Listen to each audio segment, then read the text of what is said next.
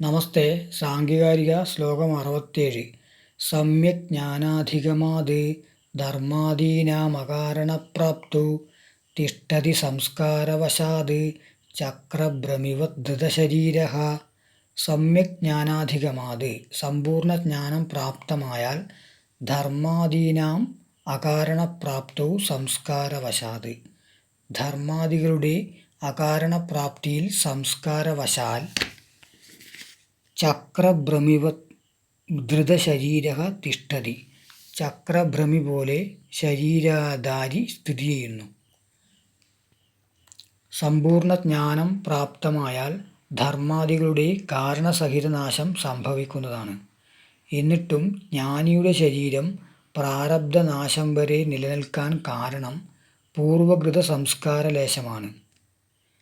കുലാലന്റെ ചക്രത്തിൽ നിന്ന് ദണ്ഡു മാറ്റിയ ശേഷവും വേഗവശാൽ ചക്രം കുറച്ചു സമയം കൂടി തിരിയുന്നതുപോലെ ധർമാദികളുടെ നാശം സംഭവിച്ച ശേഷവും ശരീരധാരിയായിട്ട് കുറച്ചു കാലം കൂടി ജീവൻ കാലം കഴിക്കുന്നു.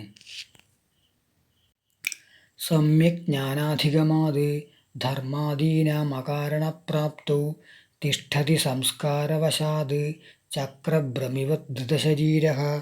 ധന്യവാദം.